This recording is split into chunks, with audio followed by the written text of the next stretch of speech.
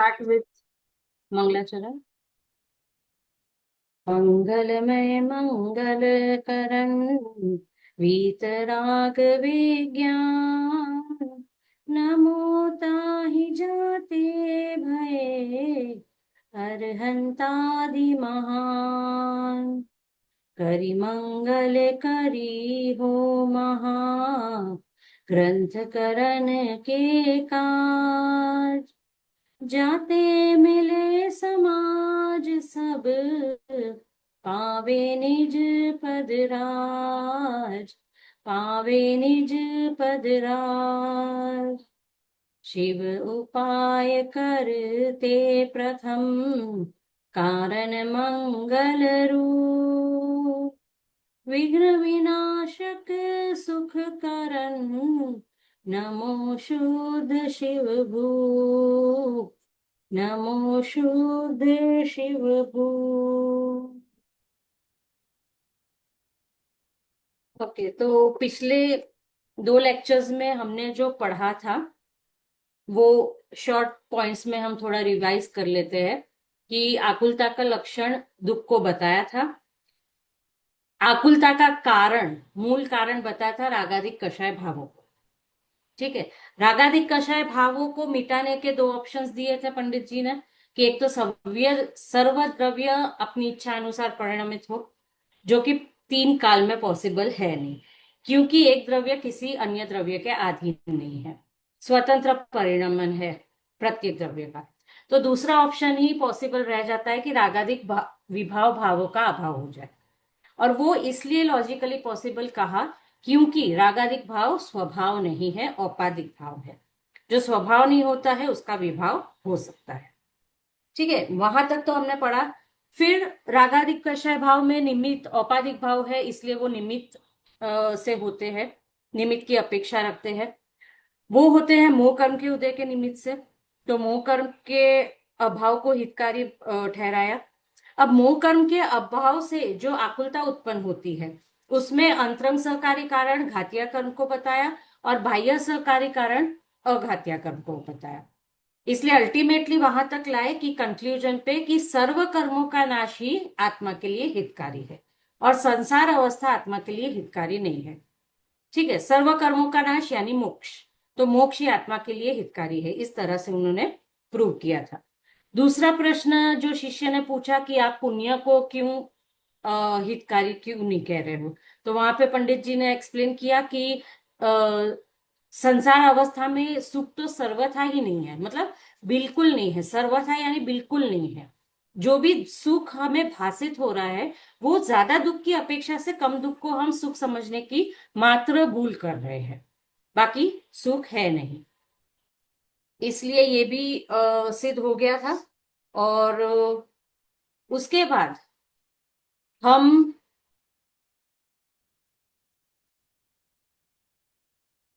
और हमने ये भी देखा था कि बाह्य सामग्री के अनुसार सुख दुख नहीं होता है। ये प्रूव करता है कि सुख और दुख आपके कषाय के अनुसार है, सामग्री के अनुसार नहीं। उसमें हमने बहुत सारे एग्जाम्पल्स देखे थे, जैसे मुनिराज राजा का एग्जाम्पल देखा था और सुभट का एग्जाम्पल उन्होंने दिया था, बहुत सारे एग्जाम्पल देखे थे। ठीक है, तो यहाँ पे इतना तो हम कंक्लूजन पर पहुंच गए थे कि मोक्ष का उपाय करना ही हमारा कर्तव्य है, क्योंकि मोक्ष में ही जीव का हित है। अब हम यहाँ से आगे बढ़ते हैं, पुरुषार्थ से ही मैम मोक्ष प्राप्त। मैम एक मिनट। जो हाँ। स्वाभाविक नहीं है वो औपाधिक होता है क्या फिर? हाँ, जो स्वाभाविक नहीं है, किसी पर निमित्त से होने वाले सभी भाव को औपाधिक की कैटेगरी में रखा जाएगा। अच्छा, मतलब जो स्वाभाविक नहीं है जिसको अपन वो औपाधिक अपन बोलेंगे। हाँ, जो पर निमित्त से होगा वो सब औपाधिक ही कहा जाएगा।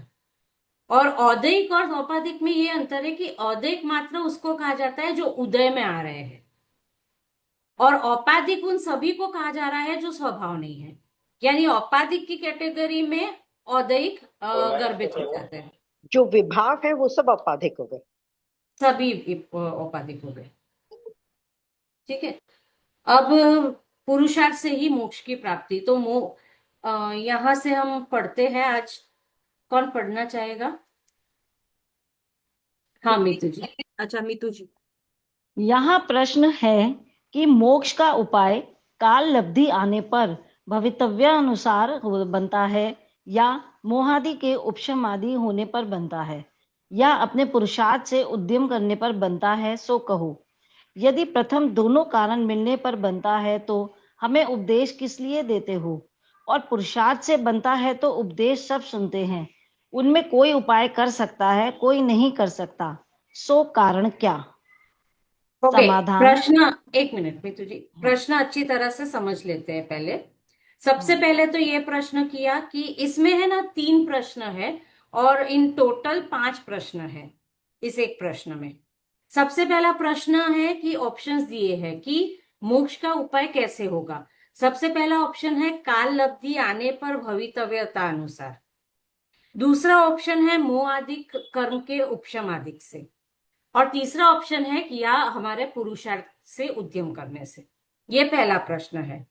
इसी में दूसरा प्रश्न शिष्य ने किया कि अगर पहले 2 कारण से यानी काल लब्धि आने पर भवितव्य अनुसार होता है और मोह आदि के उपशम आदि से होता है, तो फिर आप पुरुषार्थ करने का उपदेश क्यों देते हो? ये क्वेश्चन उनका चौथा है। और अगर पुरुषार्थ से ही होता है तो फिर पुरुषार्थ उपदेश तो सभी सुनते हैं, तो पुरुषार्थ कोई कर सकता है और कोई क्यों नहीं कर सकता? ये उनका 5वां क्वेश्चन है। ठीक है, तो इसमें क्वेश्चन समझ में आया तो ही आंसर समझने में मजा आएगा, राइट? हाँ, पढ़िए। समाधान। एक कार्य होने में अनेक कारण मिलते हैं, सो मोक्ष का उपाय बनता है वहां तो पूर्वोक्त तीनों ही कारण मिलते हैं, और नहीं बनता वहां तीनों ही कारण नहीं मिलते। पूर्वोक्त 3 कारण कहे, उनमें काल लब्धि व होनहार तो कोई वस्तु नहीं है। जिस काल में कार्य बनता है वही काल लब्धि है, और जो कार्य हुआ वही होनहार। तथा जो कर्म के उपशमादिक हैं वह पुद्गल की शक्ति है, उसका आत्मा कर्ता हर्ता नहीं है। तथा पुरुषार्थ से उद्यम करते हैं, सो यह आत्मा का कार्य है, इसलिए आत्मा को पुरुषार्थ उद्यम करने का उपदेश देते हैं। वहां यह आत्मा जिस कारण से कार्य सिद्धि अवश्य हो उस कारण रूप उद्यम करे, वहां तो अन्य कारण मिलते ही मिलते हैं और कार्य की भी सिद्धि होती ही होती है। तथा जिस कारण से कार्य की सिद्धि हो अथवा नहीं भी हो, उस कारण रूप उद्यम करें, वहां अन्य कारण मिले तो कार्य सिद्धि होती है, ना मिले तो सिद्धि नहीं होती। मैम आगे पढ़ना है या अभी रुकना है? नेक्स्ट पैराग्राफ ले लो एक। ओके। सो जिनमत में जो मोक्ष का उपाय कहा है, इससे मोक्ष होता ही होता है। इसलिए जो जीव पुरुषार्थ से जिनेश्वर के उपदेशानुसार मोक्ष का उपाय करता है, उसके काल लब्धि व होनहार भी हुए और कर्म के उपशमादि हुए हैं, तो वह ऐसा उपाय करता है। इसलिए जो पुरुषार्थ से मोक्ष का उपाय करता है, उसको सर्व कारण मिलते हैं और उसको अवश्य मोक्ष की प्राप्ति होती है, ऐसा निश्चय करना। तथा जो जीव पुरुषार्थ से मोक्ष का उपाय नहीं करता, उसके काल लब्धि व होनहार भी नहीं और कर्म के उपशमादि नहीं हुए हैं, तो यह उपाय नहीं करता। इसलिए जो पुरुषार्थ से मोक्ष का उपाय नहीं करता, उसको कोई कारण नहीं मिलते और उसको मोक्ष की प्राप्ति नहीं होती, ऐसा निश्चय करना। ठीक है, इसको थोड़ा डिटेल में समझते हैं। इस 3 पैराग्राफ्स को, बहुत मार्मिक पैराग्राफ है ये। एक कार्य होने में अनेक कारण होते हैं। इन अनेकों कारण को कहते हैं समवाय। छोटे से छोटे कार्य से लेकर बड़े से बड़े कार्य तक कोई भी कार्य में 5 समवाय उपस्थित होते हैं: स्वभाव, पुरुषार्थ, निमित्त, होनहार और काल। ये पांचों कारण होते ही होते हैं बाय डिफॉल्ट। ठीक है, वहां पे उन्होंने ये बताया कि काल लब्धि और होनहार, यानी स्वभाव तो बाय डिफॉल्ट ही आ गया, वस्तु का स्वभाव। ठीक है, दूसरा है काल लब्धि और होनहार यानी भवितव्य। भवितव्यता को होनहार कहते हैं। तो काल लब्धि और होनहार तो कोई वस्तु नहीं है, यानी जिस काल में कार्य बनता है उसे काल लब्धि कहते हैं और जो कार्य होता है उसे होनहार कहते हैं। यानी मैं आपको एक एग्जाम्पल दूं कि राजा राम का राज्य अभिषेक होने वाला था, पूरी तैयारी हो चुकी थी। उस दिन, उस क्षण राज्य अभिषेक के बदले उन्हें जाना पड़ा वनवास। ये था होनहार। ये थी उनकी भवितव्यता। यानी जो कार्य हुआ वो ही होने वाला था, जो भी कार्य होता है वो होती है उसकी होनहार। अब काल अवधि के विषय में मैं अगर आपको एग्जाम्पल दूं तो महावीर भगवान की दिव्य ध्वनि 63 दिनों तक नहीं खिली थी। मतलब आप इमेजिन करो कि 3 टाइम सभा बैठती होगी, दिन में 3 बार, 63 दिनों तक दिव्य ध्वनि नहीं खिल रही है।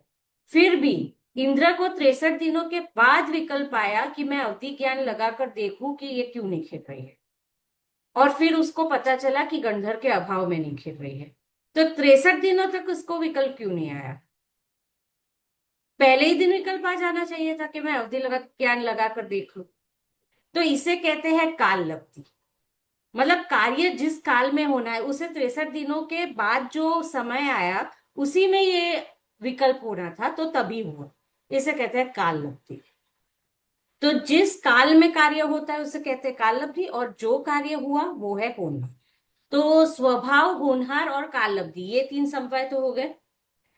बचा निमित्त। तो दूसरा जो ऑप्शन दिया मोआदिक के उपशमादिक, तो मोआदिक कर्म है, उसके उपशमादिक यानी निमित्त में आ गए, वो हो गया निमित्त। ठीक है।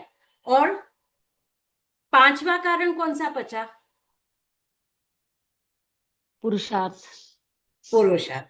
तो यहाँ पे ये कहते हैं कि पुरुषार्थ, देखो उपशमादिक यानी मोह कर्म के उदय आदिक यानी पुद्गल की अवस्थाएं हैं। तो हम पिछले ही पेज पर पढ़कर आए थे, पिछले से पिछले पेज पर पंडित जी ने साफ कह दिया था कि किसी द्रव्य का परिणमन किसी अन्य द्रव्य के अधीन नहीं है, यानी कोई किसी का कर्ता हर्ता नहीं हो सकता। तो आत्मा जो है वो पुद्गल कर्मों का उपशम आदि में कुछ नहीं कर सकता। तो वो भी, चौथा भी ऑप्शन निकल गया। अब एक ही ऑप्शन बचा है पुरुषार्थ। तो यहाँ पे कहते हैं कि आत्मा पुरुषार्थ कर सकता है। अब पुरुषार्थ किसे कहते हैं और आत्मा पुरुषार्थ क्यों कर सकता है? तो आत्मा का गुण है वीर्य गुण, और उसकी प्रति समय होने वाली पर्याय को कहते हैं पुरुषार्थ। तो यही एक है जो आत्मा के कैटेगरी में, आत्मा के बस में है, बाकी कोई भी आत्मा के बस में नहीं है। चारों ऑप्शन समझ में आ गए। स्वभाव तो खैर वस्तु है, बाय डिफॉल्ट ही है। काल लब्धि है जिस काल में कार्य होगा। होनहार है जो कार्य होगा उसे कहेंगे। मोह आदिक के उपशम आदिक है निमित्त, जिसमें जीव कुछ नहीं कर सकता, पर द्रव्य में जीव कुछ नहीं कर सकता। बचा एक पुरुषार्थ। तो पुरुषार्थ जीव के हाथ में है, क्योंकि जीव का गुण है, गुण का परिणमन है, वीर्य गुण का परिणमन है। ठीक है। यहां पे एक चीज बहुत इंपॉर्टेंट है, लास्ट लाइन पढ़िए। इसलिए आत्मा को पुरुषार्थ से उद्यम करने का उपदेश देते हैं। अब ये पुरुषार्थ और उद्यम में क्या फर्क है, ये बहुत समझना जरूरी है। देखो, वैसे तो हमें पुरुषार्थ और उद्यम एक ही चीज लगती है, लेकिन पुरुषार्थ जो है वो वीर्य गुण की प्रति समय होने वाली पर्याय को कहते हैं। तो पुरुषार्थ 2 प्रकार के होते हैं। एक सहज पुरुषार्थ जो कि होता है, मतलब आप बुद्धिपूर्वक करो कि ना करो। जैसे सांस लेने की मैं बुद्धिपूर्वक प्रैक्टिस नहीं कर रही, लेकिन सांस आ रही है और जा रही है। तो हमारा जो प्रति समय हो रहा है वीर्य गुण का परिणमन, कुछ ना कुछ तो हो ही रहा है ना। जब हम इवन सो रहे हैं तभी वीर्य गुण काम तो कर ही रहा है। तो वो जो सहज परिणमन हो रहा है वो है सहज पुरुषार्थ। दूसरा होता है उद्यम पूर्वक पुरुषार्थ, यानी जब आप पुरुषार्थ की दिशा बदलने का काम करते हो। जब आप पुरुषार्थ की यानी वीर्य गुण की पर्याय जो प्रति समय हो रही है उसकी दिशा बदलने का काम करते हो, उसे कहते हैं उद्यम। यानी अब तक मैं मिथ्या दृष्टि थी, अब जैसे फॉर एग्जाम्पल मैं अपना ही एग्जाम्पल लूं, तो जिनवाणी मिलने से पहले मुझे तो यही था विश्वास कि मैं जो हूं यही शरीर हूं, खुशी हूं, इसमें तो कोई मुझे शक या डाउट ही नहीं था। तो शरीर की अनुकूलता और प्रतिकूलता में मैं सुखी दुखी अपने आप को मान रही थी। तो मेरा जितना पुरुषार्थ है वो उस दिशा में हो रहा था। ठीक है। अब जब मुझे जिनवाणी मिली, जब मुझे पता चला कि ये जीव तत्व तो अलग है और ये शरीर की अनुकूलता प्रतिकूलता से आत्मा का सुख दुख रिलेटेड ही नहीं है, तो मैंने भेद ज्ञान करना शुरू किया। अब ये जो मैंने भेद ज्ञान किया ना कि नहीं, ये अनुकूलता प्रतिकूलता से होने वाला सुख दुख मेरा नहीं है, मैं उसको जानने वाला ज्ञान में हूं। जैसे ही ये भेद ज्ञान मैंने शुरू किया, तो मैंने क्या किया कि मेरे जो वीर्य गुण की पर्याय प्रति समय हो रही थी, उस पुरुषार्थ की दिशा बदलने की शुरुआत की। तो ये जो दिशा बदलने का नाम है उसे कहते हैं उद्यम। इसीलिए यहाँ पे हमेशा पंडित जी कहते हैं कि पुरुषार्थ से उद्यम करने का उपदेश देते हैं। ठीक है, दोनों की क्लैरिटी हुई आपको? पुरुषार्थ तो ऐसे भी हो रहा है, आप करो कि ना करो, बाय डिफॉल्ट होता ही है। लेकिन उद्यम करना यानी सम्यक पुरुषार्थ की और हमें पुरुषार्थ करना है। ठीक है, अब यहाँ पे आते हैं कि मैम, पुरुषार्थ। कैन यू हाँ, एक्सप्लेन वीर्य गुण क्या होता है? वीर्य गुण आत्मा का जैसे ज्ञान गुण होता है, दर्शन गुण होता है, वैसे बाय डिफॉल्ट एक वीर्य गुण होता है आत्मा का। वो उसके अभाव में जैसे अंतराय कर्म के अभाव में वीर्य गुण प्रकट होता है भगवान का। अब जैसे फॉर एग्जाम्पल मैं आपको कहूं कि भगवान के सर्वज्ञता प्रकट हो गई है। अगर हमारी सर्वज्ञता प्रकट हो या हमारा अनंत सुख प्रकट हो, तो आपको लगता है कि हम उसको भोग पाएंगे? हम उसको भोग नहीं पाएंगे। अगर हमें अभी चक्रवर्ती पद भी मिलता है ना, तो हम उसको भोग नहीं पाएंगे, क्योंकि उतनी कैपेसिटी चाहिए उतने उसको भोगने की, उतने सुख को भोगने की। उतनी कैपेसिटी हमारे पास नहीं है। तो उतने सुख को भोगने की जो कैपेसिटी है, सर्वज्ञता को जो सहने की कैपेसिटी है, हालांकि वो सहन नहीं करते, लेकिन मैं अपनी अपेक्षा से आपको समझाने के लिए बोल रही हूँ। हमें अगर सर्वज्ञता से एक सेकंड के लिए सब कुछ दिखाई दे, तो हम पागल हो जाएंगे, हम नहीं सहन कर पाएंगे। उन्हें कोई फर्क नहीं पड़ता। इसे कहते हैं वीर्य। ये जो वीर्य गुण पूरी तरह से प्रकट हो जाता है ना, उसके कारण ये अनंत सुख और अनंत और सर्वज्ञता, सब कुछ जानने देखने की शक्ति सहजता से प्रकट हो जाती है, और उससे अप्रभावित रहने का वो हो जाता है, सहज ही उपाय हो जाता है। तो ये वीर्य गुण हमारा भी है, हर एक आत्मा में होता है, वो ढका हुआ है, इसीलिए अंतराय कर्म उसमें निमित्त है ढकने में। ठीक है, अब वहां यह आत्मा जिस कारण से कार्य सिद्धि अवश्य हो उसका। अब यहाँ पे इंपॉर्टेंट बात आती है कि उद्यम करे, ये तो हम समझ गए। अब उद्यम किसका करे, ये बहुत इंपॉर्टेंट बात है। मैं कितना उद्यम करूं, कि कितने वर्षों तक उद्यम करूं कि मैं पानी बिलो कर उसमें से मक्खन निकाल पाऊं। तो मैं अगर पूरी जिंदगी भी दे दूं ना, तो भी ऐसा काम नहीं होगा। तो पुरुषार्थ का सम्यक होना बहुत जरूरी है। आप अगर मछली को पूरी जिंदगी ट्रेनिंग दो अरे पेड़ पर चढ़ने की, नहीं चढ़ पाएगी। आप भले कितना भी जस्टिफाई कर लो कि मैंने तो जी जान लगाकर पुरुषार्थ किया, लेकिन पुरुषार्थ ही उल्टा था। ठीक है, तो यहाँ पे उद्यम किस कारण का करना है ये बताते हैं। आत्मा जिस कारण से कार्य सिद्धि अवश्य हो, उस कारण का उद्यम करे, तो अन्य कारण मिलते हैं। ये बहुत इंपॉर्टेंट बात है। जैसे किसी को अगर बहुत अच्छे मार्क्स लाने हैं, कोई स्टूडेंट है, कोई विद्यार्थी है, उसका अवश्य करने योग्य कारण क्या होगा अच्छे मार्क्स लाने के लिए? तो वो होगा पढ़ाई करना। अब वो पढ़ाई करना अगर उद्यम करेगा पढ़ाई करने का, तो उसका स्कूल में एडमिशन भी उसके माता पिता करवा देंगे। वो सहज ही रोज अटेंड भी करेगा क्लासेस, ध्यानपूर्वक अपने टीचर को सुनेगा भी, अपना होमवर्क प्रोजेक्ट्स वो सब अच्छे से करेगा। तो ये सारे कारण मिल जाएंगे अगर वो उद्यम पूर्वक पढ़ाई करेगा। लेकिन अगर वो सारे कारण है, एडमिशन हो गया, वो स्कूल अटेंड करता है लेकिन बिल्कुल ध्यान नहीं देता, पढ़ाई नहीं करता, ये जो अवश्य कारण है उसके फर्स्ट आने में वो नहीं कर रहा, तो क्या वो अच्छे मार्क्स ला पाएगा? फिर अन्य कारण है तो भी कोई कार्यकारी नहीं है। जैसे दूसरा एग्जांपल मैं आपको दूं कि अगर मुझे खाना बनाना है, तो अवश्य कारण कौन सा है कि मुझे खाना बनाना आना चाहिए? अगर मुझे खाना बनाना आता है तो मैं गैस को भी यूज कर सकूंगी, माइक्रोवेव भी यूज कर सकूंगी। सामान नहीं है तो मैं बाजार से सब्जी लाकर भी बना पाऊंगी, सब कुछ कर लूंगी।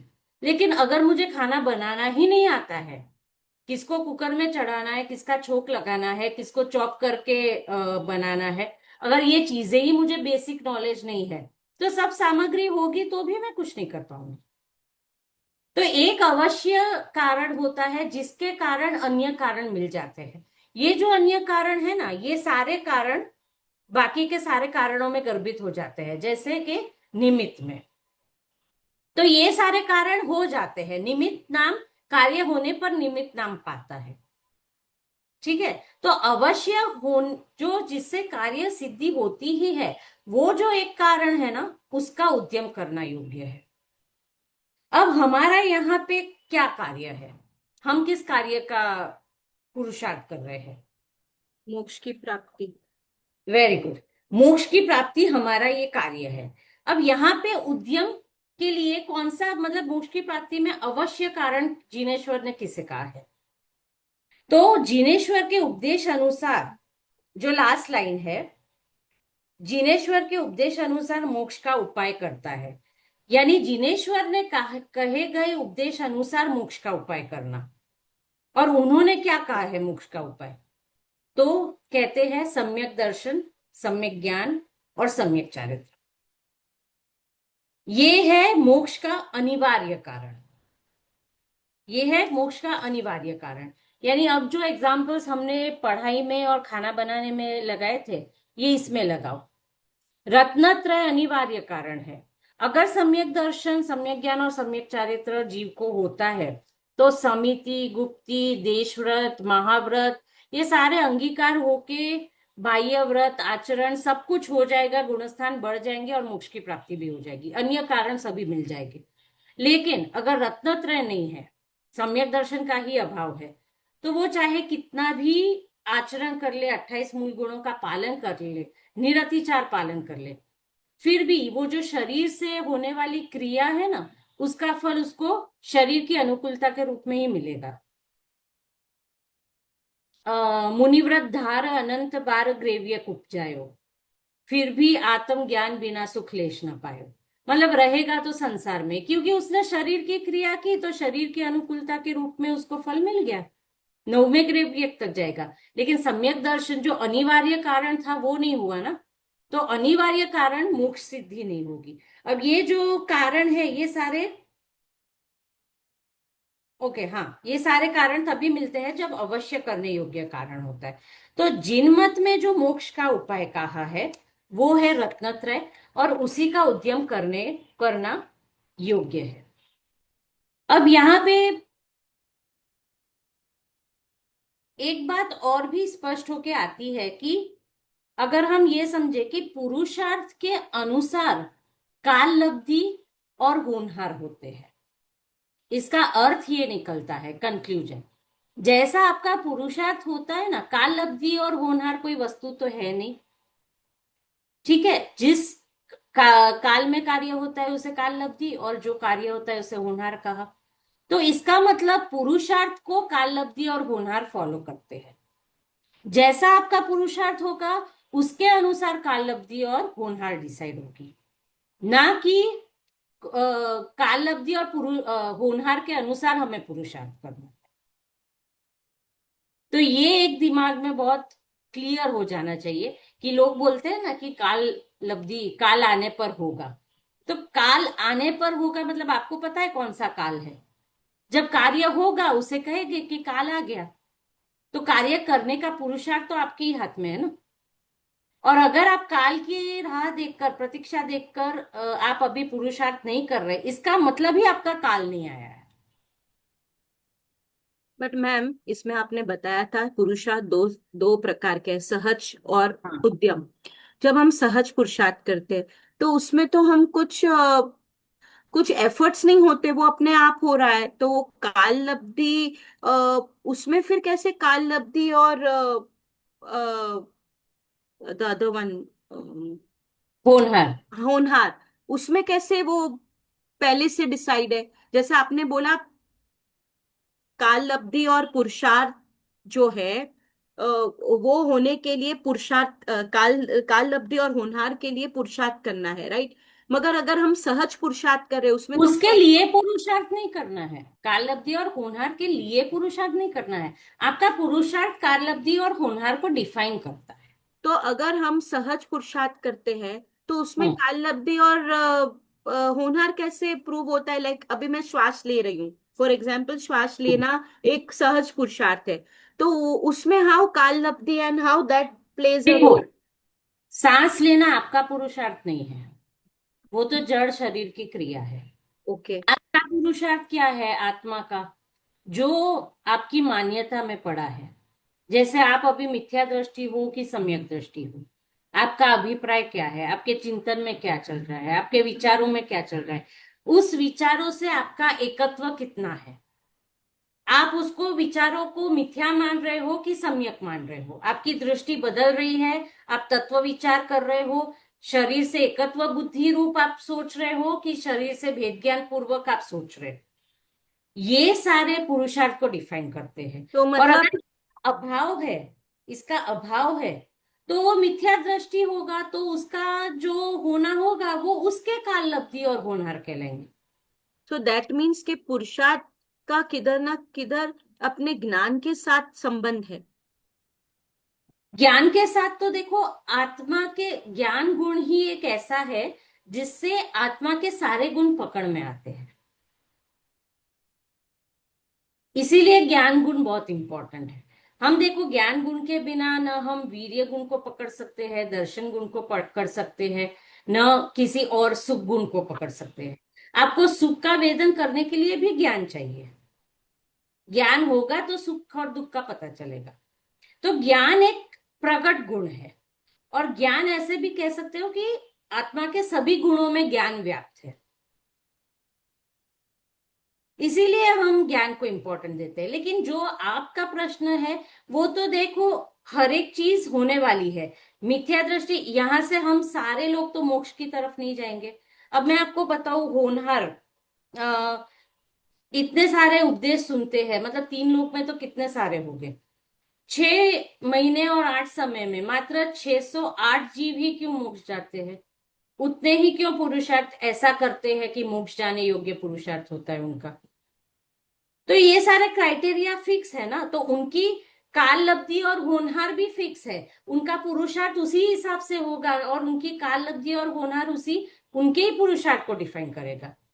जबकि कोई मिथ्या दृष्टि होगा जो निगोद जाने वाला है, तो उसका कार्य, उसके विचार, उसका पुरुषार्थ उसकी काल लब्धि और होनहार को डिफाइन करेंगे। तो जैसा आपका पुरुषार्थ है ना, वैसे आप हम बेसिकली हमें अपना पुरुषार्थ करने के लिए समय की राह या किस्मत या निमित्त के भरोसे नहीं बैठना है। कर्म हमें कभी सम्यक दर्शन नहीं दिला देगा, क्योंकि कर्म के कारण तो सम्यक दर्शन में बाधा आ रही है। कर्म कैसे सम्यक दर्शन दिला देगा आपको? तो ये जो कर्म के उपशमादिक निमित्त है, ये भी स्वयं होंगे जब आपका उपयोग आपके तत्व निर्णय में लगेगा। हमें उसके उपशमादिक करने नहीं जाने हैं। ये जो कर्म व्यवस्था का ज्ञान है, ये इसके लिए नहीं है कि हम उसे चेंज कर पाए। ये इसलिए है कि हमारा पुरुषार्थ सम्यक प्रकार से हो। वहां से दृष्टि हटाकर हमें अपने स्वभाव पर लानी है। इसके लिए कर्म सिद्धांत आचार्यों ने समझाया है, ना कि इसके लिए समझाया है कि आप कर्म की ओर देखते रहो। ठीक है? तो यहाँ पे ये बहुत इंपॉर्टेंट बात है कि पुरुषार्थ जो करना है हमें, वो रत्नत्रय का ही करना है। क्योंकि हमारा जो कार्य है मोक्ष की प्राप्ति, उसके लिए जो अनिवार्य कारण है उसका ही उद्यम करने का उपदेश देते हैं। वो अनिवार्य कारण का हम पुरुषार्थ करेंगे, उद्यम करेंगे, तो बाकी के सारे कारण मिल जाएंगे। और वो अनिवार्य कारण है रत्नत्रय। इसीलिए सम्यक दर्शन, सम्यक ज्ञान और सम्यक चारित्र का पुरुषार्थ करना है। अब ये सम्यक दर्शन, सम्यक ज्ञान और सम्यक चारित्र का पुरुषार्थ यानी तत्व निर्णय, तत्व निर्णय का पुरुषार्थ, तत्व चिंतन, भेद ज्ञान का अभ्यास, ये सारे पुरुषार्थ हमें करते रहना है। ठीक है। फिर हाँ, वन क्वेश्चन, वहाँ जो एक सेंटेंस लिखा है ना ऑन पेज आई थिंक 389, उसमें लिखा था कि तथा जिस कारण से कार्य, सेकंड लास्ट पैराग्राफ, तथा जिस कारण से कार्य सिद्ध हो अथवा नहीं भी हो, उस कारण रूप उद्यम करे, वहां अन्य कारण मिले तो कार्य सिद्ध होती है, न मिले तो सिद्ध नहीं होती, सिद्धि नहीं होती। तो यहाँ थोड़ा वेट उसने अन्य कारण पे रखा है ना, कि अगर पुरुषार्थ करे तो भी अन्य कारण न मिल सके। मैंने I am thinking it's that's what they are saying. हाँ, मतलब वो ऐसा कहना चाहते हैं कि अगर जो अनिवार्य कारण है हम्म। कार्य सिद्धि का, उसका अगर हाँ आप उद्यम नहीं करते हो हाँ। और अन्य कारणों का उद्यम करते हो, तो कार्य सिद्धि कभी कभी उसकी योग्यता से हो जाएगी, लेकिन वो आपके उद्यम करने के कारण नहीं हुई है। नहीं होगी, अच्छा अच्छा, तो sometimes it can happen like हाँ, दैट। तो मोक्ष की प्राप्ति में अगर आप लगाओ तो मोक्ष की प्राप्ति तो बाय चांस नहीं होगी ना। It's not by chance, other कार्य को ऐसा कुछ हो सकता है, राइट। लेकिन मोक्ष में तो द फॉर्मूला इज अब सेट। मुझे खाना बनाना नहीं आता, जैसे मैंने आपको सबसे पहले एग्जांपल दिया, लेकिन मैं रेसिपी ढूंढ ढूंढ कर यूट्यूब चैनल पे से चाय बना लूं, हो सकता है अच्छी बन जाएगी। ऐसा नहीं है, आपको मैं पिलाऊंगी तो आपको पता भी नहीं चलेगा कि मैंने चाय पहली बार बनाई है। लेकिन हम्म। जो अवश्य कारण था कि मुझे आनी चाहिए, वो नहीं आ रहा था। वो नहीं है, समझ गए समझ तो कार्य सिद्धि कभी कभी उसकी योग्यता अनुसार हो भी जाती है, लेकिन उद्यम तो हमें अवश्य कारण का ही करना गए, चाहिए। करना है बस, दैट्स ऑल। यूट्यूब से और सबसे सीख करके चाय बना रही है तो बनाते बनाते वो भी आ जाएगी। हाँ, वो भी आ जाए। ये देखो, ये है ना, एक देश पार्शियल पार्शियल एग्जाम्पल होता है, मतलब एक देश ही सूट होता है।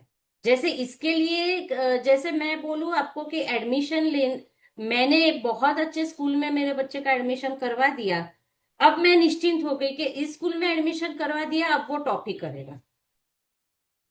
तो ऐसा नहीं है, ये अन्य कारण में आते हैं। एडमिशन करवाना, ट्यूशंस लगवाना, ये सारे तो अन्य कारण में है। अवश्य करने योग्य कारण क्या है? उसका पढ़ाई करना। तो वो पढ़ाई करेगा तो टॉप आएगा, नहीं करेगा तो बड़े से बड़े स्कूल में भी एडमिशन में दिलवा दूं, वो कारण क्या कर पाएगा? टॉप आने के लिए कुछ नहीं कर पाएगा। तो ये खाना बनाने के जो पार्शियल एग्जाम्पल में समझना है कि अवश्य करने योग्य कारण अगर आपको आता है, जैसे मुझे अगर खाना बनाना आता है तो मैं दूध का भी इंतजाम कर लूंगी, चाय का भी इंतजाम कर लूंगी, मैं बाहर से सब्जी भी ले आऊंगी, मैं सब बना भी लूंगी। लेकिन वो अवश्य होने योग्य कारण जो एक होता है, उसका उद्यम करना है। आप अगर YouTube चैनल से भी सीख रहे हो तो आप सीख रहे हो ना, तो सीखने का ही उद्यम कर रहे हो ना। तो यहाँ पे पंडित जी वही कह रहे हैं कि उद्यम अवश्य का कारण का करना है, जिससे कार्य की सिद्धि अवश्य हो। तो मोक्ष का मोक्ष प्राप्ति की सिद्धि किससे होगी? अवश्य रत्नत्रय से, ना कि मुनिव्रत या देशव्रत धारण करने से। कई लोग क्या करते हैं कि आचरण पर इतना वेटेज दे देते हैं कि भेद ज्ञान या अंदर के परिणामों पर उनकी दृष्टि ही नहीं जाती। उन्हें लगता है कि ये जो आचरण है, हम पूजा की, हमने ये किया, हमने देशव्रत अंगीकार कर लिए, हमने उपवास कर लिया, इसी से मोक्ष हो जाएगा। तो इसके लिए ये बता रहे हैं कि ये जो तप समिधि गुप्ती है, यहाँ तक कि महाव्रत का भी जो पालन है, अगर रत्नत्रय के अभाव में हो रहा है तो वो उद्यम उल्टा उद्यम है, वो सम्यक पुरुषार्थ नहीं है। इसीलिए उससे मोक्ष की प्राप्ति नहीं होगी, उससे शुभ भाव बंधेंगे और उसको उसका फल आपको स्वर्ग या ग्रेव्यक में उत्पन्न होने से मिल जाएगा। इसके इसी के बाद का अच्छा, हाँ, अब पढ़ लीजिए, मैं बाद में लेती हूँ, मीतू जी। और एक हाँ बहुत इंपॉर्टेंट बात है कि मोक्ष या सम्यक दर्शन, ऐसा कहा जाता है कि सहज साध्य है या यत्न साध्य है, यानी सहजता से प्राप्त हो जाएगा कि पुरुषार्थ से प्राप्त होगा। ये क्वेश्चन बहुत बार आता है। तो इसका एक बहुत खूबसूरत उत्तर संजीव सर ने दिया था कि सहजता पूर्वक, सहजता रूपी यत्न साध्य है। मोक्ष सहजता रूपी यत्न साध्य है। यानी यत्न साध्य तो है, पुरुषार्थ तो करना पड़ेगा, लेकिन वो पुरुषार्थ सहजता रूप पुरुषार्थ है। हमें पुरुषार्थ क्या लगता है कि दौड़ना पड़ेगा, पहाड़ चढ़ना पड़ेगा, ये करना पड़ेगा, ये करना पड़ेगा, लेकिन सहज रहने का पुरुषार्थ ये हमें पहली बार पता चला है। तो ये मोक्ष के लिए सहज रहने का पुरुषार्थ करना पड़ेगा, सहजता रूपी यत्न साध्य है। समझ में आई बात?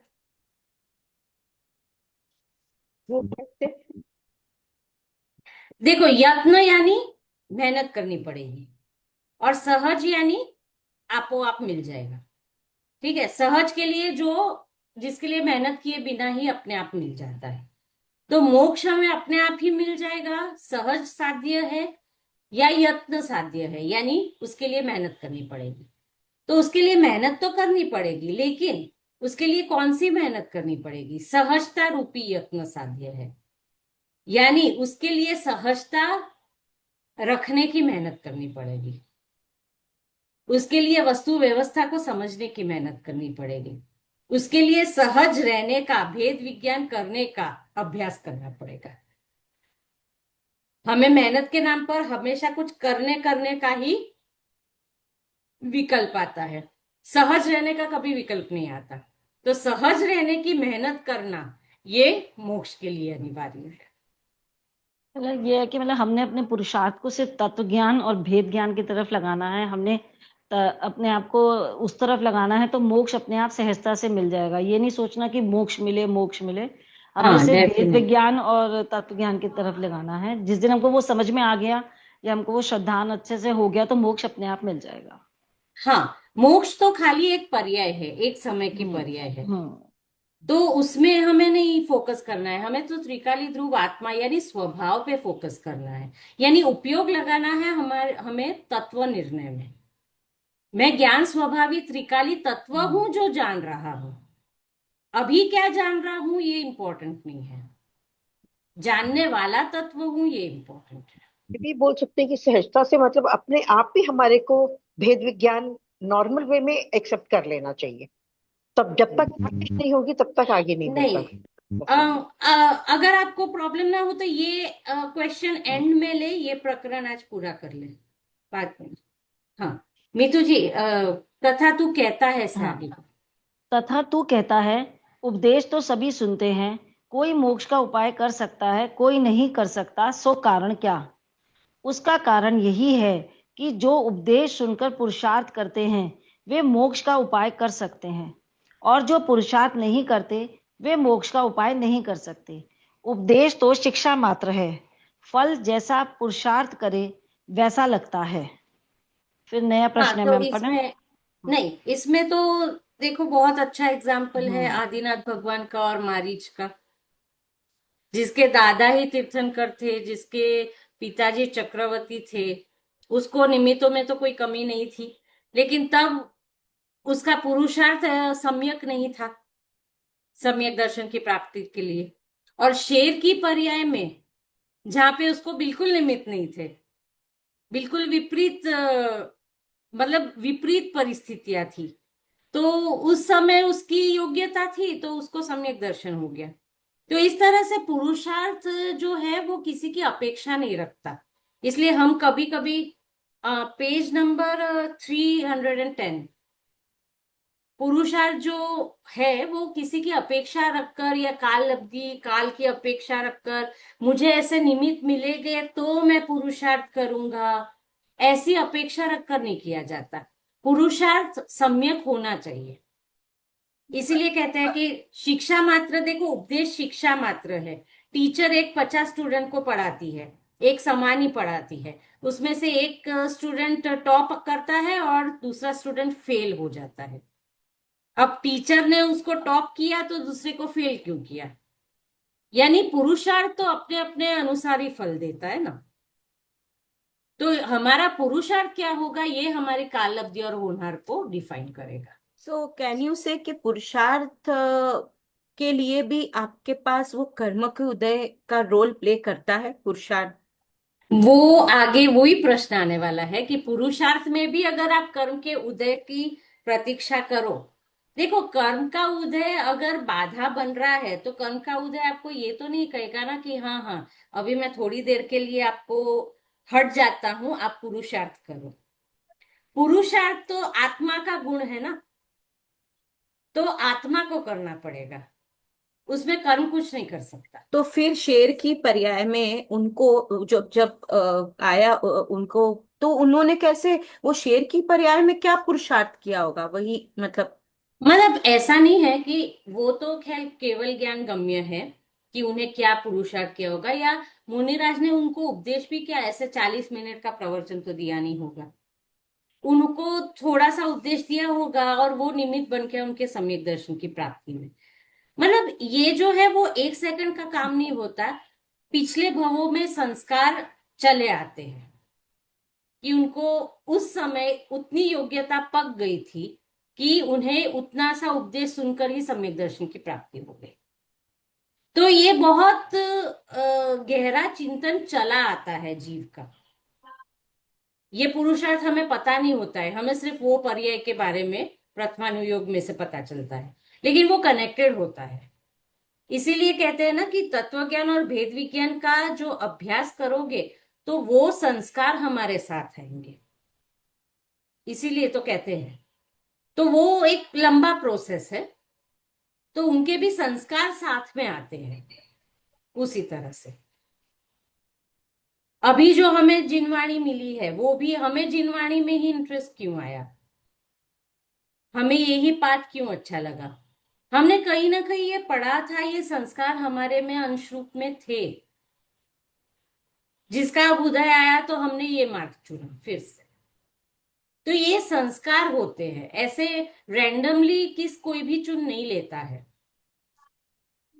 ठीक है।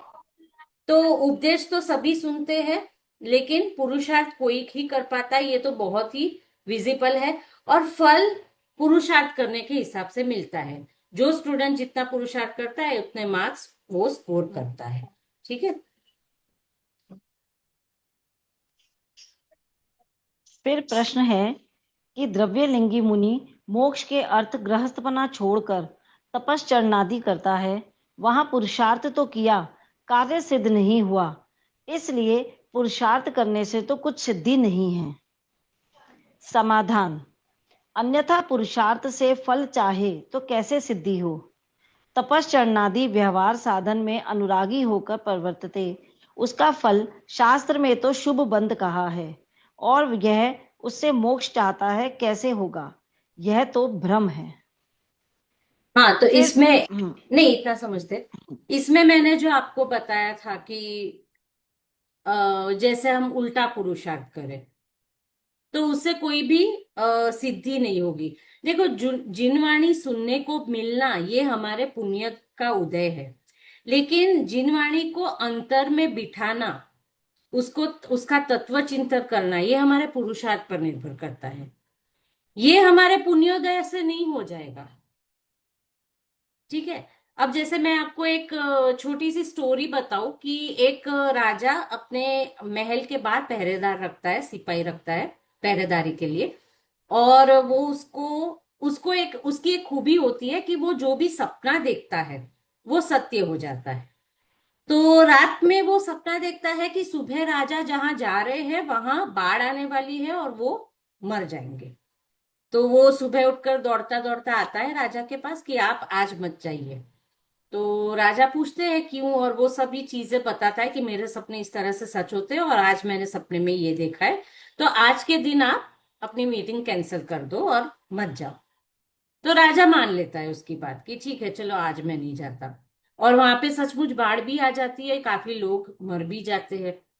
तो राजा उसको बुलाकर इनाम दे देता है कि तुम्हारी वजह से आज मेरी जान बच गई, तो ये तुम्हारा इनाम है, लेकिन अब कल से तुम नौकरी पर मत आना। तो सिपाही तो बहुत आश्चर्यचकित हो जाता है कि मैंने तो आपकी जान बचाई और आप मुझे नौकरी से निकाल रहे हो। तो राजा कहता है कि देखो तुमने जान बचाई उसका तो मैंने तुम्हें इनाम दे दिया, और जो मैंने नौकरी दी थी पहरेदारी की उसमें तो तुम सो रहे थे, इसलिए तुम्हारा तो काम जागने का था, इसीलिए तुम्हारा अब वो काम, मेरे कार्य सिद्धि नहीं होगी उसी काम से, तो नौकरी पर इसलिए नहीं आना। तो सिमिलरली यहाँ पे ये बात कही है कि जो द्रव्यलिंगी पुरुषार्थ करता है ना, वो तपश्चरण आदि का करता है, यानी उसका फोकस पूरा देह की क्रिया पे है, पूरा देह की क्रिया पे है। और देह की क्रिया से होने वाला पुरुषार्थ का इनाम उसको नवमे ग्रेविया तक उत्पन्न होने से, उसका भाव अच्छा होने से मिल जाएगा, स्वर्ग में उत्पन्न होगा, बहुत अच्छे भोग मिल जाएंगे, शरीर की सभी अनुकूलताएं मिल जाएगी। तो देह का फल देह को मिलेगा। लेकिन जो रत्नत्रय थे, शुभ भाव है, वो शुभ भाव का फल संसार ही होता है। लेकिन देह के जो तपश्चरण आदि है, 28 मूल गुणों का पालन है, ये सारे सम्यक्त्व के अभाव में इसका शुद्ध भाव नहीं होता। और क्योंकि शुद्ध भाव ही मोक्ष का फल है, तो शुद्ध भाव जब हुआ ही नहीं, तो मोक्ष किस फल में मिलेगा, किसके फल में मिलेगा? ठीक है, तो उस तरह जैसे चौकीदार को उसका तो फल मिल गया, उसका इनाम मिल गया, वैसे इसको भी इसका इनाम मिल जाता है। लेकिन इसका शुद्ध भाव नहीं है, तो मोक्ष का फल नहीं मिलेगा। ये शुभ भाव से मोक्ष चाहता है, तो ये तो भ्रम है ना, ये संसार के कारण से मुक्ति चाहता है।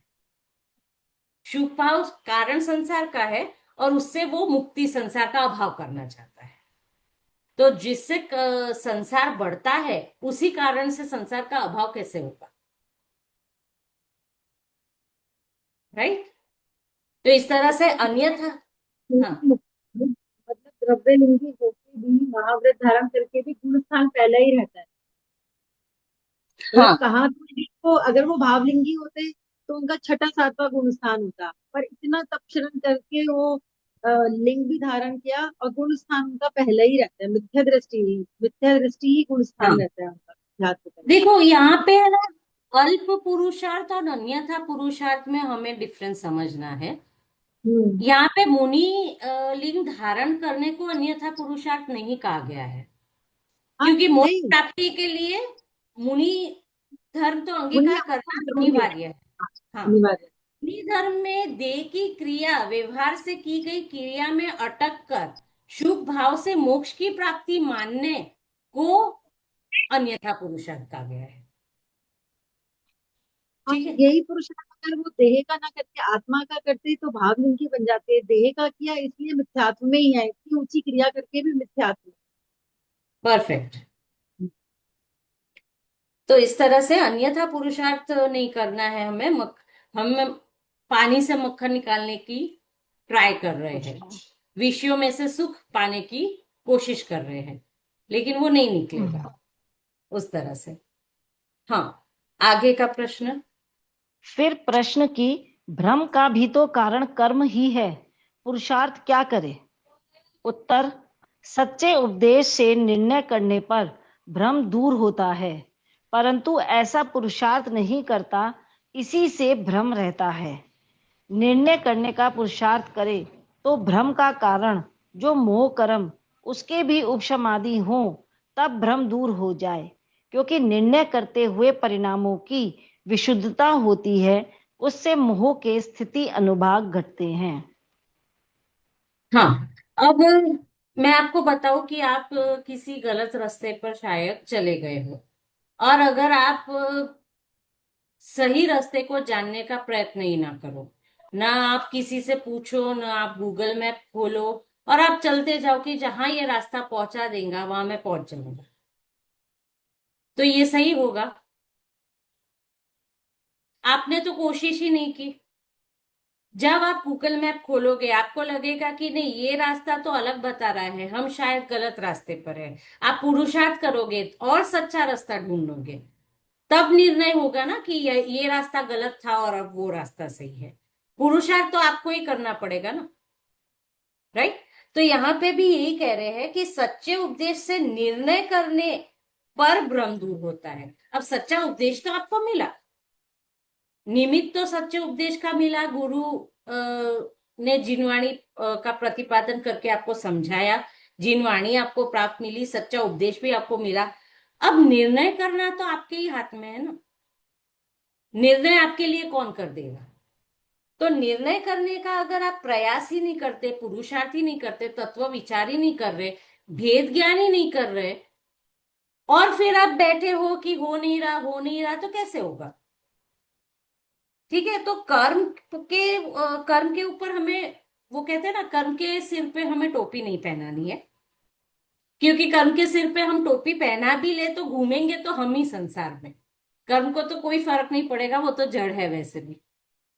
ठीक है, तो यहाँ पे ये चीज बता रहे हैं कि निर्णय करने का पुरुषार्थ करे, यानी तत्व निर्णय करने का पुरुषार्थ करे। यहाँ पे निर्णय का अर्थ समझना है, तत्व निर्णय करने का। तब ब्रह्म का कारण जो मोह कर्म का उपशमादिक है वो स्वयमेव होते हैं। यानी हमें तो अपना उपयोग मात्र तत्व निर्णय में लगाने का काम करना है। ठीक है, तब उपशम आदि मोह कर्म के स्वयं होते हैं। कैसे होते हैं? क्योंकि निर्णय करते हुए जीव के परिणामों की विशुद्धता बढ़ती है, कषाय मंद होते हैं, उसका भ्रम धीरे धीरे दूर होता है। और जैसे जैसे विशुद्धता बढ़ती है वैसे वैसे ये जो मोह कर्म जितना गाढ़ा था अनादिकाल से, उसके स्थिति अनुपात धीरे धीरे घटना शुरू होते हैं, और इसीलिए वो अभाव की ओर जाता है। और जब तत्व निर्णय हो जाता है तब दर्शन मोह का अभाव हो जाता है, यानी सम्यक दर्शन हो जाता है। तो ये निर्णय करते हुए भी ये मोह कर्म के उदय का स्थिति अनुभाग बहुत कम होता है। तो निर्णय करने का पुरुषार्थ तो हमें ही करना पड़ेगा, उसके लिए कर्म कुछ नहीं कर पाएंगे, क्योंकि कर्म तो तब उपशमित होंगे जब आप निर्णय करने में पुरुषार्थ लगाओगे, उपयोग को लगाओगे। ठीक है, तो ये एक तरह से ये प्रायोग्य लब्धि की बात की है। निर्णय करने का जो प्रोसेस है वो प्रायोग्य लब्धि है। तो दोष मात्र अपना है, किसी और का नहीं है। ठीक है, हाँ, आगे। फिर प्रश्न है कि निर्णय करने में उपयोग नहीं लगाता, उसका भी तो कारण कर्म है। समाधान, एक इंद्रियादि के विचार करने की शक्ति नहीं है, उनके तो कर्म ही का कारण है। इसके तो ज्ञानावरणादिक के क्षयोपशम से निर्णय करने की शक्ति हुई है। जहाँ उपयोग लगाए उसी का निर्णय हो सकता है, परंतु यह अन्य निर्णय करने में उपयोग लगाता है, यहाँ उपयोग नहीं लगाता, सो यह तो इसी का दोष है, कर्म का तो कुछ प्रयोजन नहीं है। हाँ, तो ये प्रश्न पूर्वी जी आपने जो बताया था वो आ गया कि उसमें भी तो अगर कारण कर्म ही है जो निर्णय नहीं हो पा रहा, तो निर्णय नहीं होने में कर्म कैसे कारण हो सकता है? पुद्गल कर्म और जीव में अत्यंत अभाव है। तो जीव का निर्णय अगर नहीं हो पा रहा है तो जीव का पुरुषार्थ की कमी है कि पुद्गल ने कुछ किया है? राइट, उन दोनों में अत्यंत अभाव है। तो अगर यहाँ पे वो लॉजिकली पंडित जी कहते हैं कि चलो एक एक छोटा सा बच्चा है गरीब का, उसे बहुत होशियार है, उसे पढ़ने की रुचि भी बहुत है, लेकिन उसके माँ बाप के पास धन ही नहीं है इतना कि वो उसको पढ़ा पाए, तो वो नहीं पढ़ रहा है, तो समझ सकते हैं। लेकिन कोई एक अमीर बच्चा है जिसको अच्छे स्कूल में एडमिशन भी दिला दिया है, जिसको सारी व्यवस्थाएं भी कर दी है, सहूलियत भी है, वो नहीं पढ़ पा रहा है।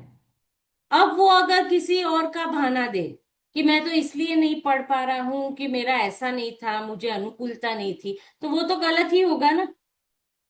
तो यहाँ पे सेम एग्जाम्पल है कि एक इंद्रिय से लेकर असंगी पंचेंद्रिय जीव तक, जहाँ पे कर्म का उदय इतना तीव्र है कि उन्हें सोचने विचारने का क्षयोक्षम ही नहीं है, हित अहित का ज्ञान ही नहीं है। तो वैसी पर्याय में तो आप अगर कहो कि कर्म का उदय है इसीलिए वो नहीं समझ सकते, तो सही है, आप चींटी को उपदेश दोगे तो वो नहीं समझेगी, क्योंकि उसका कर्म का उदय ऐसा है कि उसको इतना क्षयोक्षम ही नहीं है कि वो उपदेश को समझ सके।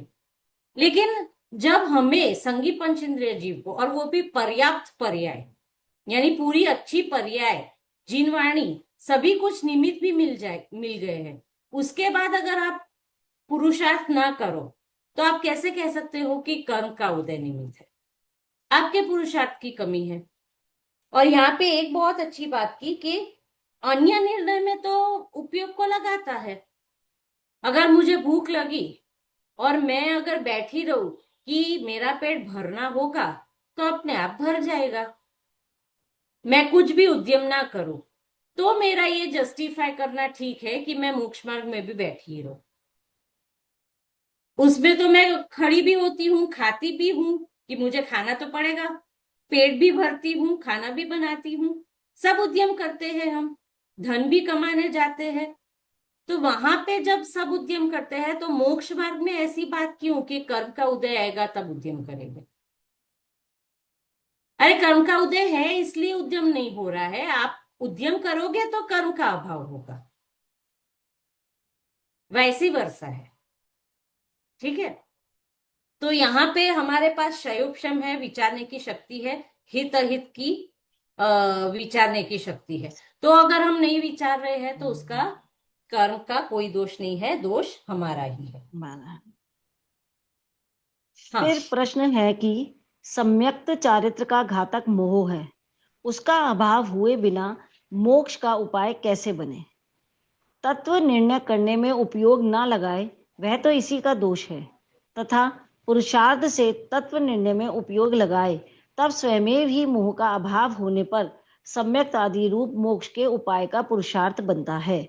इसलिए मुख्यता से तो तत्व निर्णय में उपयोग लगाने का पुरुषार्थ करना तथा उपदेश भी देते हैं, सो यही पुरुषार्थ कराने के अर्थ दिया जाता है, तथा इस पुरुषार्थ से मोक्ष के उपाय का पुरुषार्थ अपने आप सिद्ध होगा। और तत्व निर्णय ना करने में किसी कर्म का दोष है नहीं, तेरा ही दोष है, परंतु तू स्वयं तो महंत रहना चाहता है और अपना दोष कर्मादिक को लगाता है। सो जिन आज्ञा माने तो ऐसी अनीति संभव नहीं है। तुझे विषय कषाय रूप ही रहना है, इसलिए झूठ बोलता है। मोक्ष की सच्ची अभिलाषा हो तो ऐसी युक्ति किस लिए बनाए? सांसारिक कार्यों में अपने पुरुषार्थ से सिद्धि ना होती जाने, तथापि पुरुषार्थ से उद्यम किया करता है। यहाँ पुरुषार्थ खो बैठा इसलिए जानते हैं कि मोक्ष को देखा देखी उत्कृष्ट कहता है, उसका स्वरूप पहचानकर उसे हितरूप नहीं जानता। हित जानकर उसका उद्यम बने सो ना करे, यह असंभव है। अब यहाँ पे एक प्रश्न है कि सम्यक्त्व यानी सम्यक्त्व चारित्र का घातक तो मोह है। सम्यक्त्व चारित्र का यानी दर्शन मोह का घातक तो मोह है, राइट? तो उसका अभाव होने पर ही मोक्ष का उपाय होगा। आपको पता है मोक्ष किसे कहते हैं? मोह स्टैंड्स फॉर दर्शन मोह और चारित्र मोह, और श स्टैंड्स फॉर क्षय। जब मोह का क्षय हो जाता है, पूर्णता क्षय हो जाता है, यानी दर्शन मोह प्लस चारित्र मोह, मोह का क्षय होता है, उसे कहते हैं मोक्ष।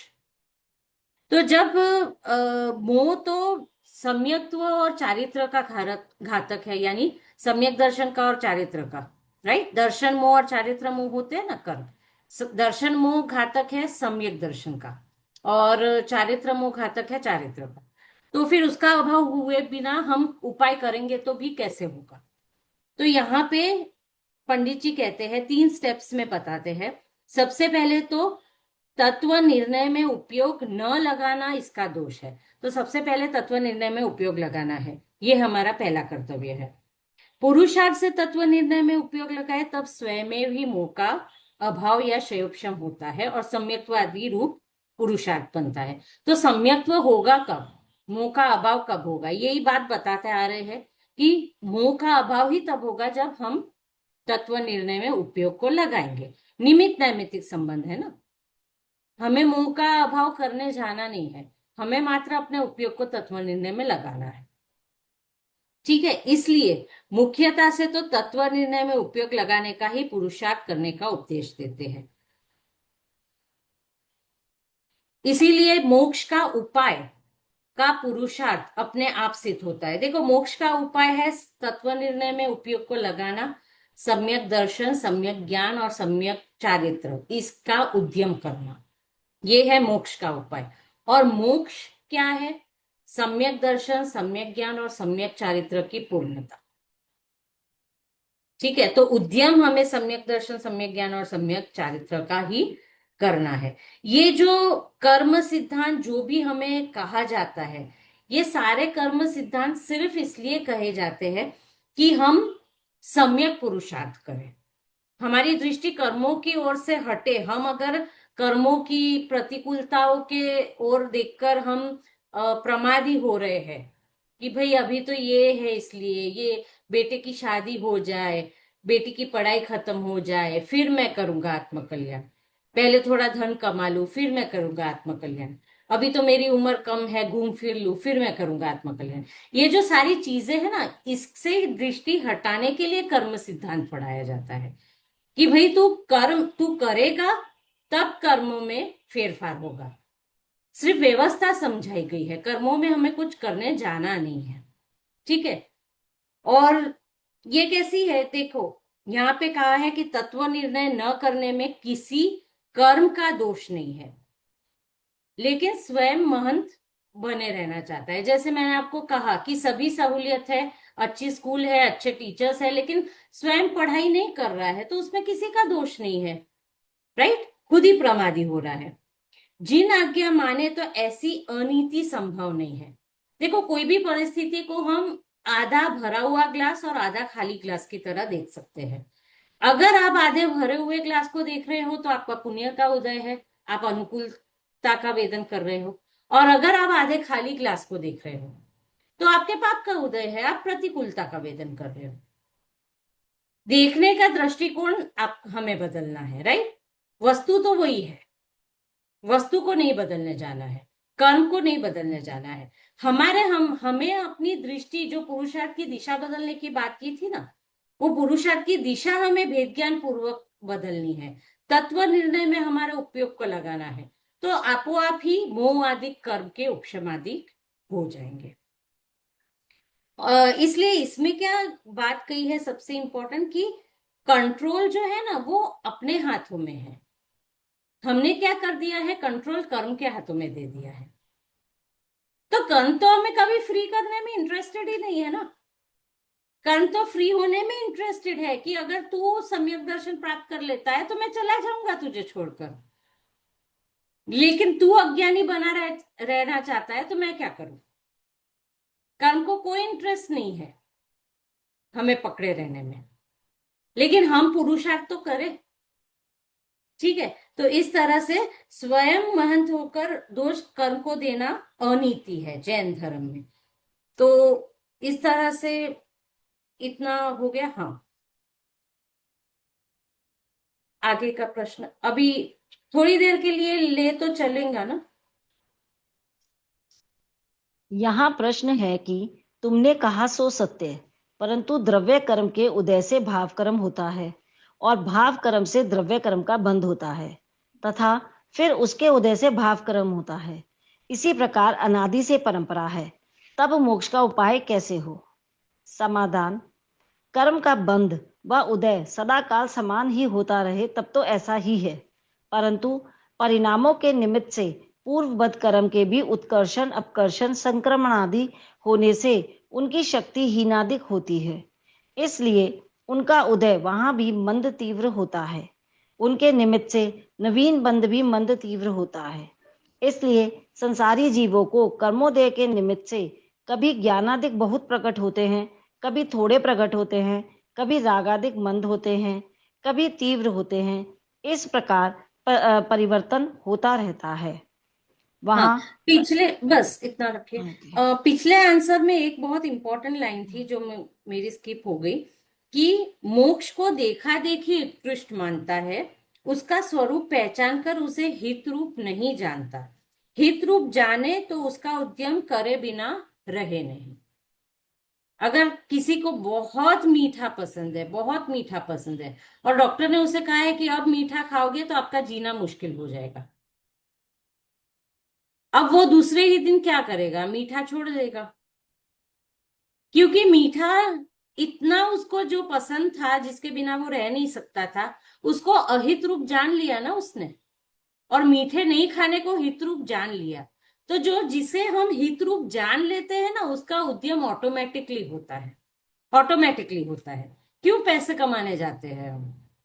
हमें कौन सिखाता है कि बेटा पैसे ज्यादा कमाओगे तो तुम सुखी रहोगे? किसको सिखाना पड़ता है?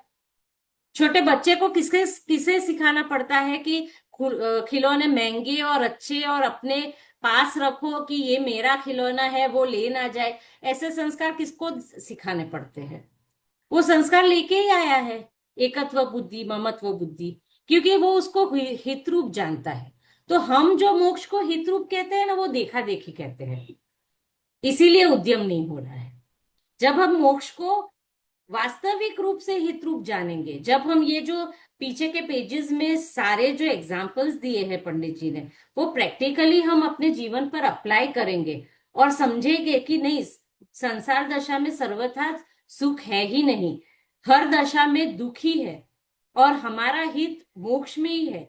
जब हम वास्तविक रूप से उसे हित रूप जानेंगे, तब उसका उद्यम होगा। राइट? तो ये बहुत इंपॉर्टेंट है कि उसे सच्चे में हित रूप जानना।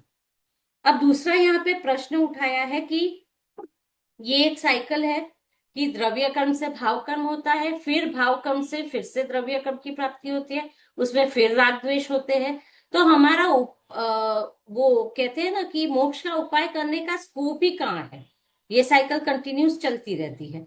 तो यहाँ पे सबसे पहले एक सिद्धांत समझ लीजिए कि जब भी भाव कर्म होता है, तब नियम से द्रव्य कर्म का उदय तो होता ही है, लेकिन जब भी द्रव्य कर्म होता है, तब भाव कर्म होने का नियम नहीं है।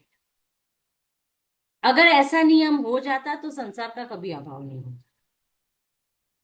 ठीक है? तो वो एक लूप होल है, वहां पे हम चेन ब्रेक कर सकते हैं।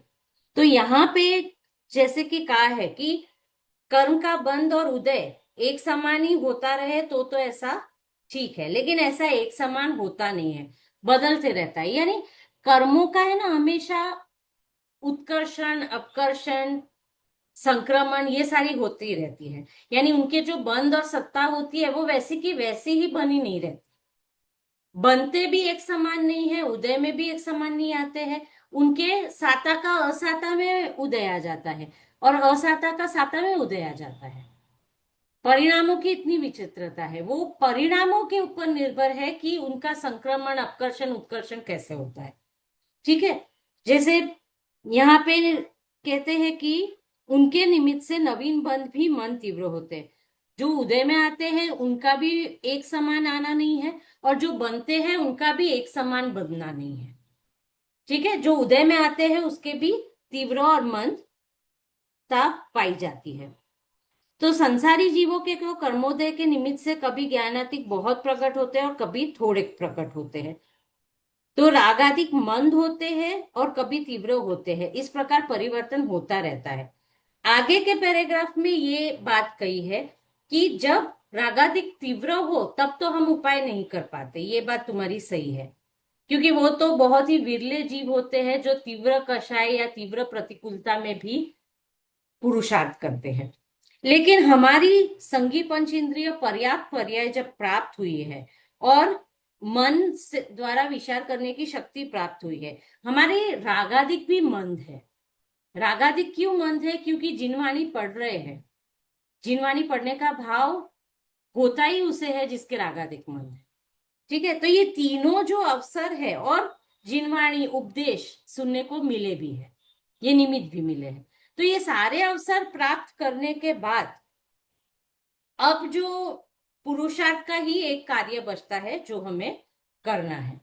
अब देखो, मैं आपको बताऊं कि कार्य होने पे निमित्त कर्म को कहा जाता है। जैसे एक छोटा बच्चा अपने मम्मी डैडी का हाथ पकड़ के चल रहा है, 2-3 साल का। अब वो गिर जाता है। गिर जाता है तो उसकी मम्मी एकदम डर जाती है, उसके डैडी गुस्सा हो जाते हैं कि तुमने हाथ क्यों छोड़ा। बाजू में से कोई 8-10 साल के बच्चे जा रहे होते हैं, वो हंसने लगते हैं उसको देखकर। कोई बूढ़ी अम्मा जा रही होती है, उसको करुणा आती है कि बेटा गिर गया, बच्चे को लग गई होगी। तो गिरने की सिचुएशन तो एक ही है बच्चे की, सबके भाव अलग अलग है। एक को भय का भाव आ रहा है, एक को क्रोध का, एक को हास्य का, एक को करुणा का। अब जिसके जो परिणाम हो रहे हैं उसके उस कर्म का उदय है, उसे उस कर्म का नियम से उदय है। लेकिन सबके एक से परिणाम तो हो नहीं रहे हैं, सब अलग अलग कर्म बांध रहे हैं। तो हमें जो अवसर प्राप्त हुआ है, अब ये कैसा है कि हम चमत्कार किसे मानते हैं? जैसे बहुत बड़ी बीमारी हो गई और उससे कोई बचकर निकल आए, तो उसे तो हम चमत्कार मानते हैं। लेकिन बीमारी ही नहीं हुई, क्या वो चमत्कार नहीं है? क्या वो चमत्कार नहीं है? हम उसे काउंट ही नहीं करते, हमें रियलाइज ही नहीं होता है कि ये भी चमत्कार है। तो ये सारी जो चीजें है ना, ये कर्म बन कब उत्कर्ष आपका, कब जिनवाणी आप पढ़ रहे हो, कब बड़े से बड़ा रोग आपको पैरों में मोच बनकर आकर निकल जाए, संक्रमित होकर, अपकर्षण, अपकर्षण यानी कम होकर, उसका अनुभाग और स्थिति कम होने को अपकर्षण कहते हैं, उसके अनुभाग स्थिति बढ़ जाने को उत्कर्षण कहते हैं। कब आपका उत्कर्षण हो, कब अपकर्षण हो, आप पता भी नहीं चलेगा, लेकिन होता है। लेकिन हमने क्या किया, हमारे उपयोग को तत्व ज्ञान में लगाया, इतना ही किया है और कुछ नहीं किया है। तो इतना पुरुषार्थ करना तो हमारे ही हाथ में है, और इतना पुरुषार्थ करना तो हमारा ही कर्तव्य है। कोई और आकर तीर्थंकर भी अगर हमें कर देना तो भी कुछ नहीं कर पाएंगे हमारे लिए। वो कहते हैं ना, बहुत आलसी बेटा है, उसके लिए पिता ने सारी सहूलियत, सारी व्यवस्था कर दी है कि बेटा नौकर चाकर रख दिए है, तुझे 7 जन्म तक खाने पीने की चिंता नहीं होगी, इतना धन जमा करके रख दिया है, और सभी एसी फ्रिज सब कुछ रख दिया है। तो वो आलसी बेटा कहता है कि लेकिन पापा एसी का बटन तो मुझे ही दबाना पड़ेगा। तो वो बोलता है हाँ बेटा, दबाना तो तुझे ही पड़ेगा। तो पुरुषार्थ तो हमें ही करना पड़ेगा। सारी व्यवस्थाएं मिल गई है, संगी पंचेंद्रिय पर्याय मिल गई है, मनुष्य पर्याय, उसमें जैन धर्म, उसमें इतनी अनुकूलता की सच्ची जीनवाणी हमें प्राप्त हुई है। इस समय और इस काल में तो कितने सारे अनियमित भी चल रहे हैं, कितने सारे जैन में कहलाते जैन है, लेकिन कितनी अन्य श्रद्धान और मत चल रहे हैं। तो वहां पे इतनी सच्चाई भरा अगर जो हमें ज्ञान मिला है, जो प्राप्त हुआ है, वो कितने पुण्योदय से हुआ है। तो सब मिलने के बाद अगर पुरुषार्थ ना करे तो पुरुषार्थ तो प्रमादी है, तो कोई उसका कोई उपाय नहीं है, राइट। तो इस तरह से पुरुषार्थ करना ही हमारा एकमात्र कर्तव्य है, और ये पुरुषार्थ एक ही है कि तत्व निर्णय में अपने उपयोग को लगाना, राइट। सबसे पहले पैराग्राफ में ये हुआ था कि परिणामों के निमित्त से जो अपकर्षण, नहीं सॉरी,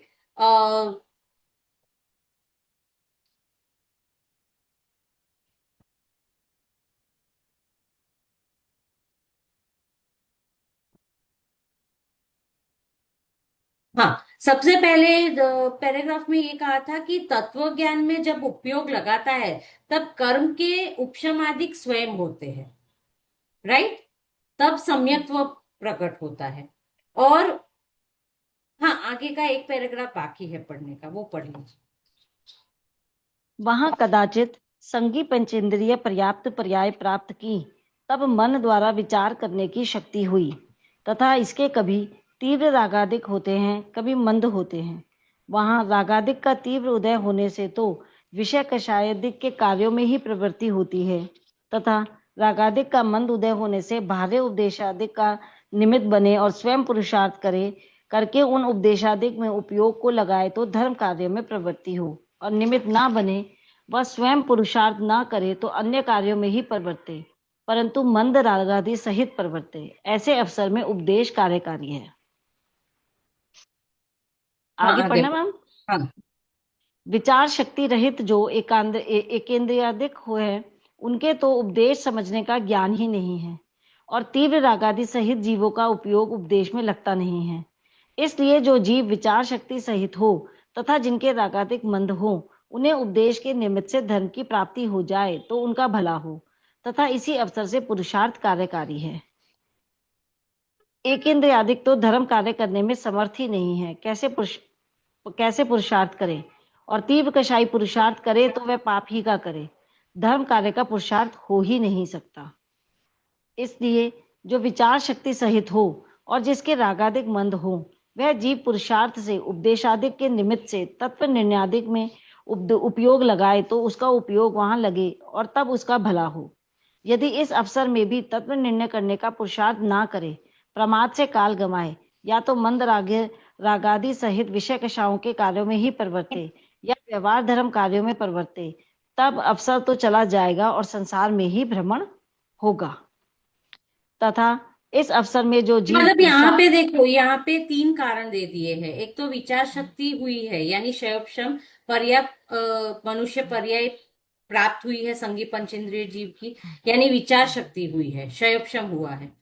हित अहित विचारने का ज्ञान प्रकट हुआ है। दूसरा है कि रागादिक मंद है। रागादिक मंद होते हैं तभी जिनवाणी पढ़ने का भाव आता है। और तीसरा कि योग्य निमित्त मिल गए हैं, गुरु उपदेश जिनवाणी सभी कुछ मिल गया है। तो इतने सारे अवसर मिलने के बाद जो पुरुषार्थ करना है, यानी उपयोग को हमें आत्मा में तद्रूप होकर लगाना है कि भाई मैं जानने वाला हूं, मैं जानने वाला हूं, ये जो भेद ज्ञान का अभ्यास करना है वो तो हमें ही करना पड़ेगा, राइट। इसी से एक्चुअली अभी कहते हैं ना कि विश्व शांति के लिए नहीं कहते कि तत्व ज्ञान जरूरी है। एक्चुअली जीव का विश्व क्या है? अपना चित्त। मेरा चित्त ही मेरा विश्व है।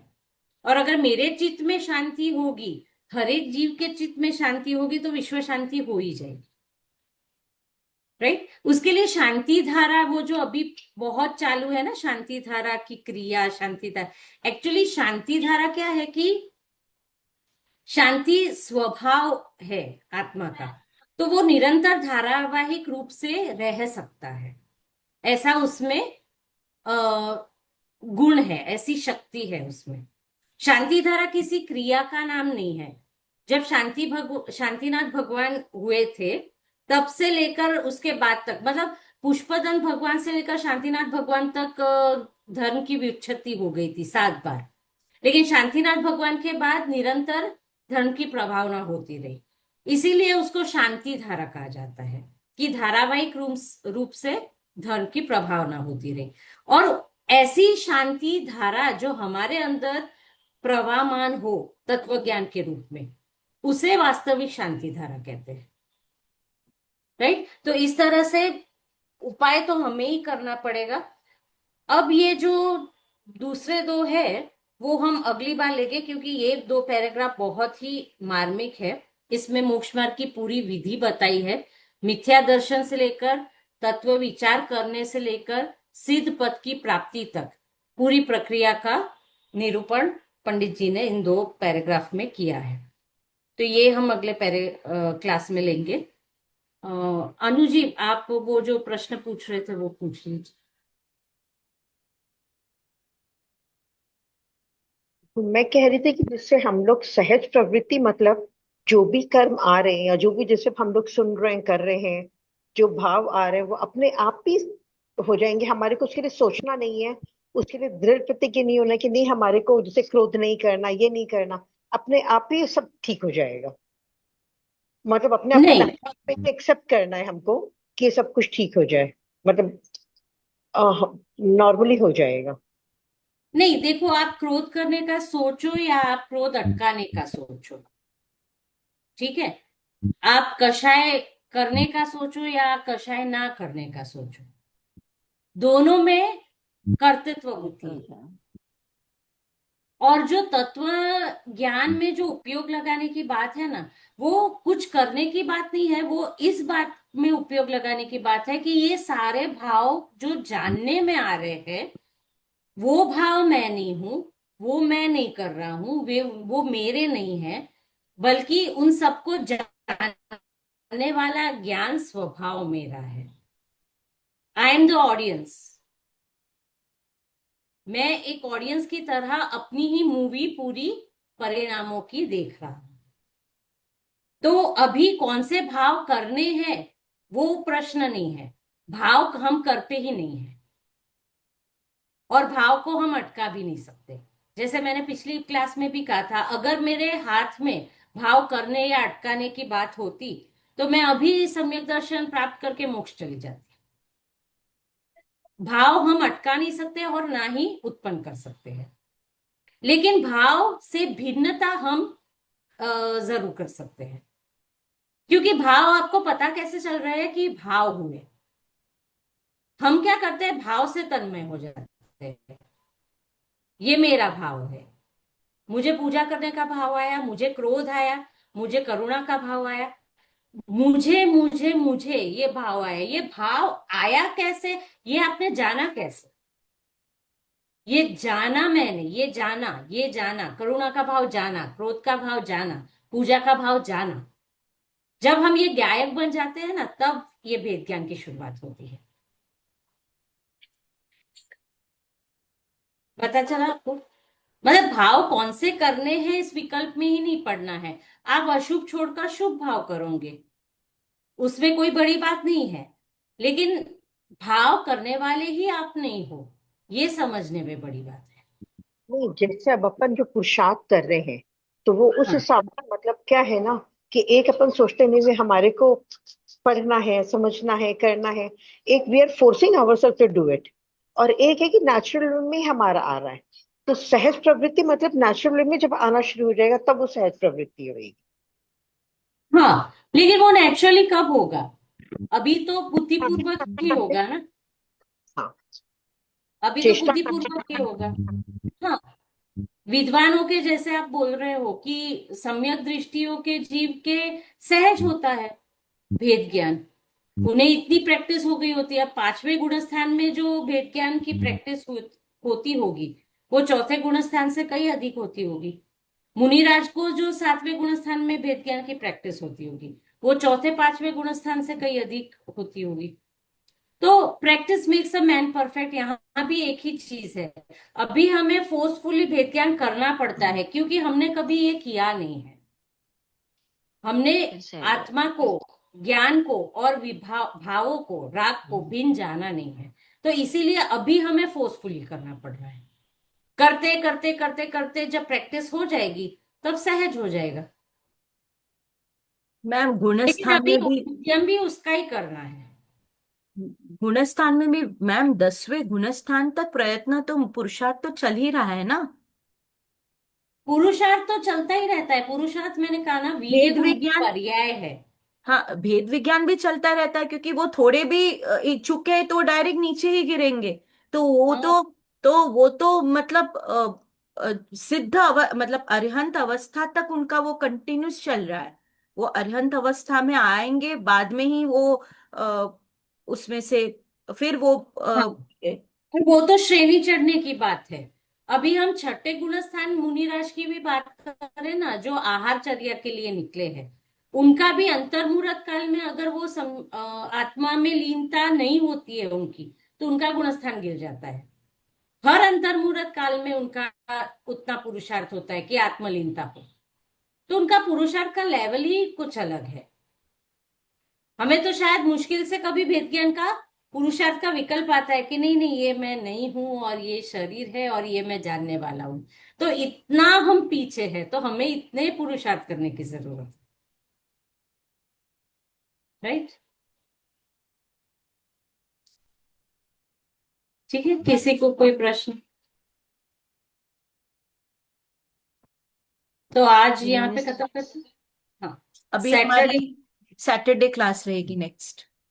हाँ ठीक है, सैटरडे और को। कल और परसों संयम जी शुरू कर रहे हैं, समय सार। तो कल 9:15 को जुट जाना, क्लास है कल। मीतू जी हो भी। हो सके तो ये जो पेजेस जो हमने लिए हैं आज दो तीन, वो पढ़ लेना। अगर आपको कोई कंफ्यूजन हो, कोई क्वेश्चन हो, तो आप कभी भी पूछ सकते हैं। निज निज में बताई यह अन उपकार, किसके लिए जिनवानी माँ को बारंबार नमस्कार है। बोलो अनेंदा, बोलो अनेकांतमयी द्वादशंगी मई जिनवानी माते की जय। जय जिनेन्द्र सभी को। जय जय जिनेन्द्र जिनेन्द्र। सभी को, जय जिनेन्द्र। जय जय जिनेन्द्र। जिनेन्द्र। जी